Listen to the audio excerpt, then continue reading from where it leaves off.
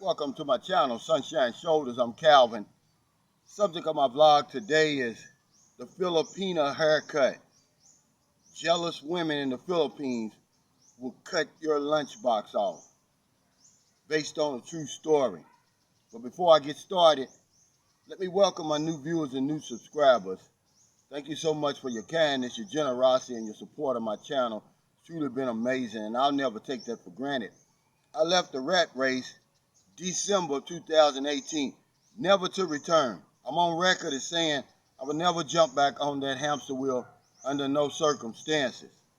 And I came here to the Philippines in search of a new life. Well, I found that new life. And I just want to share with you my boots on the ground experiences the only way I know how, by giving you the nitty gritty. Exactly what I'm seeing, what I'm living, what I'm experiencing. I'm never going to sugarcoat that. It's not going to start today. Filipinas and Asian women in general have a reputation for being jealous. And sometimes the Filipina would take matters into her own hands. Literally. It's called the Filipina haircut, where the unsuspecting sleeping husband gets his lunchbox cut off. Or as my mother used to say, she cut him from asshole to appetite. This is a message for you guys who want to bring that Western thinking over here. You playboys, you womanizers, you single men. I have no commitments. Men going on their own way. See, I had no idea this sort of thing even happened over here. The one and only time that I have ever heard of that happening, where a man loses his lunchbox, was Lorena Bobbitt in the United States. I think that was way back, almost 30 years ago, 1993 or something like that. I told you guys, when I got on the plane and came to the Philippines, I did no research. I had no idea what was going on over here, knew nothing about the Philippines. And that's one of the reasons I made my channel, for the new man and woman who has an interest in coming here. So you won't be blindsided. But yeah, Filipinos are the quintessential player haters. Cheaters and all of that, they don't tolerate it. I asked my girlfriend because, see, we've got a friend that, I thought she was just joking. She was talking about her husband. She said, yeah, if he keeps that up, I'm going to cut his dick off, is what she said. That's just what she said. And I thought she was playing, so when I got home, I asked my girlfriend, I said, does that kind of stuff happen? She said, absolutely, it happens all the time over here. I said, it's in the newspaper. Can I find some stories? She said, yeah, but most of the time it happens in the province. It doesn't make the news. But it's very, very prevalent over here. And not only just in the Philippines, but all of Asia, specifically Southeast Asia. And I'm going to talk about that a little bit. But here's a few stories just to let you know. And I'm going to put the link to these stories just to let you know I'm not joking in the description. Now, the first one involves a 32-year-old Filipina living in Iloilo City. She grew tired of her husband cheating, womanizing, so when he went to sleep, she took a pair of scissors and cut off his lunchbox. When they arrested her, she wasn't even sorry about what she did. She was actually proud. She said, I'm tired of his womanizing. I'm sick of it. If I can't have it, nobody can have it. And she cut it off, guys. 32 years old. The husband, I believe they said he was 34 or something like that. Doctors said they were able to reattach it, but they don't know how effective it's going to be after that. I mean, I think as a man, that's probably the worst thing that could happen to me. Right now, especially. But yeah. The second, now, and one thing I want you to know is, these stories come from all over the Philippines. Luzon, Visayas, Mindanao. Okay? So it's not just one particular area in the Philippines where this is happening. This is Iloilo, which is the western Visayas region of the Philippines. Well, down in Mindanao, these next two stories. The first one is Misamis Oriental. the lady grew tired. Her husband's cheating or suspected cheating, guys, okay? And according to the article, cut off 20% of his penis. Well, let me tell you what that means. They're trying to be nice in the newspaper. That means she cut off the head of his dick. That's what she did. Okay? Luckily for him, the doctors were able to reattach it, and they said he should go on and live a normal life. But the pain associated with this, guys, you can only imagine it, what it would feel like. But the stories I'm sharing with you is just a warning. Filipinos are player haters. They don't like womanizers. They don't like cheaters. Okay? They don't like chicks boys over here. They got something for you. They will literally take matters into their own hands and cut off your lunchbox. See, the lunchbox is just, when we were little, it was my mother's way of saying penis to us. She called it a lunchbox. But yeah, she cut off 20%, which, is the head. The next is right down there in General Santos, deep south of Mindanao. Woman grew tired of her husband, suspected cheating, took a butcher knife. Waited till he went to sleep, by the way.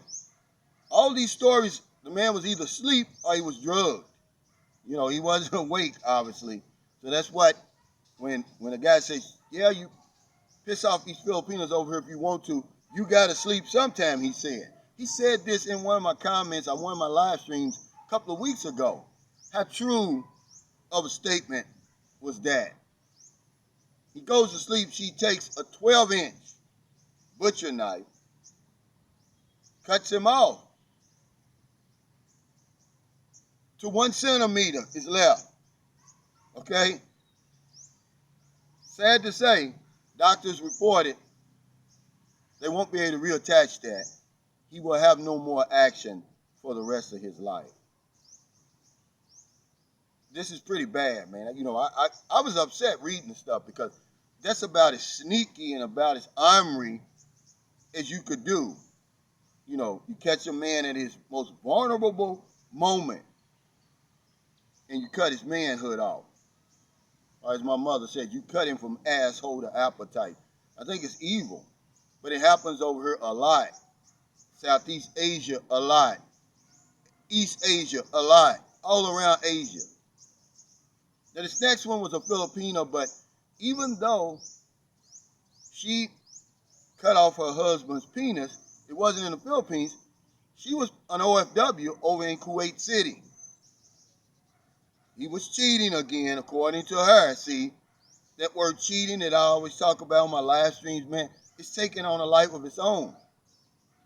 All a woman has to say is, oh, yeah, he was cheating, or I suspected he was cheating. And she gets away with a whole lot of stuff, guys, with us. Chopped him off. He ends up at the hospital.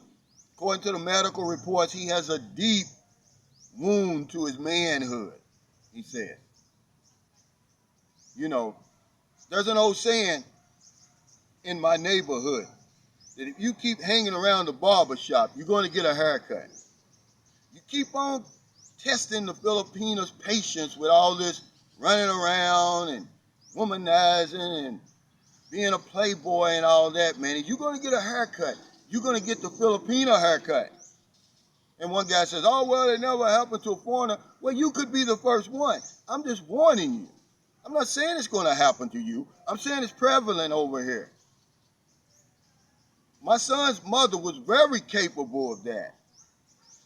That's why I got away from her. Not because I thought she was going to cut my lunchbox off, but I thought she was going to do something more drastic. Because they're very, very jealous.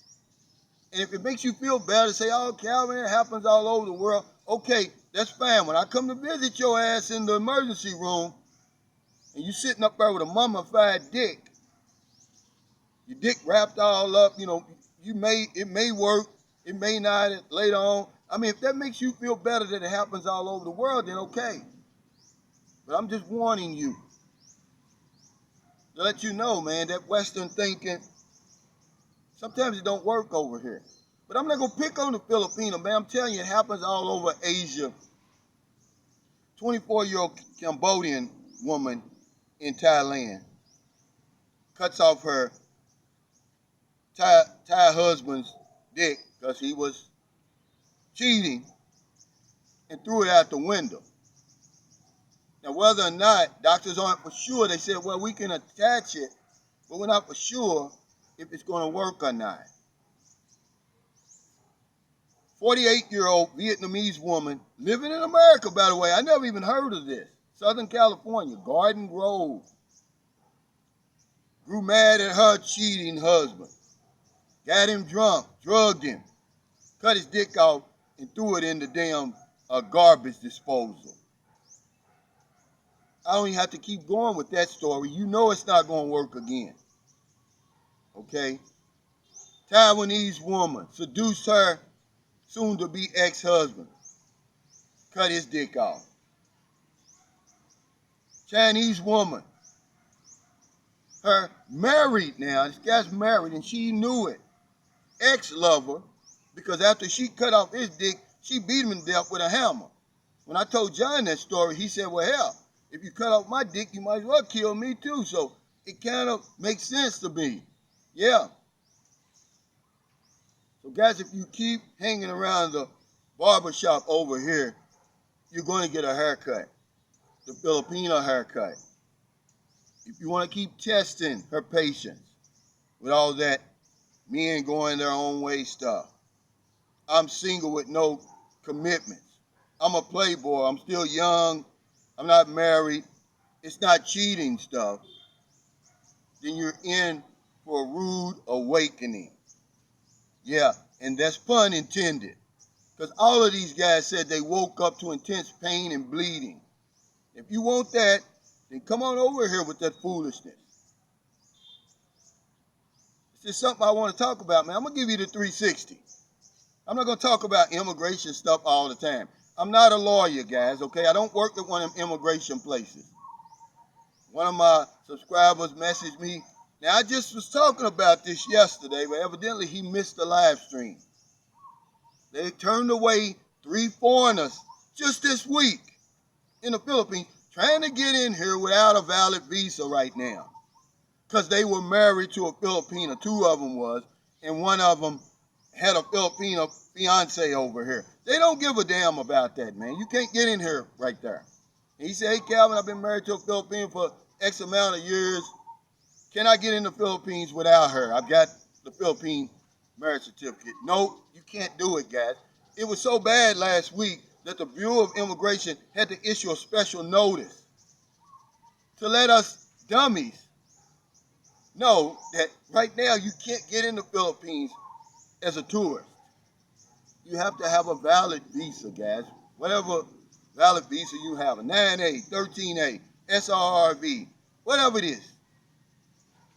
But don't try to do it, guys, okay? So thank you so much for stopping by today. I'm the only one on here that's going to talk about this. Is it going to happen to you? Probably not, but at least I warned you. If you're in America, it's getting late. Before you let your head hit the pillow, I hope you find somebody to intentionally help. But if you're on one of them late grocery runs, beer runs, weed runs, you're just getting off second shift, or you're on your lunch break and you see somebody in the street, buy them something to eat, buy them something to drink, give them a few dollars. I was the man in the street. When I got sober, May the 13th, 1998, you know what I did, and this is a true story.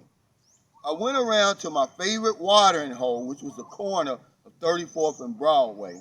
I had about $100, and I paid back everybody that gave me $2, $3, $5 that I saw.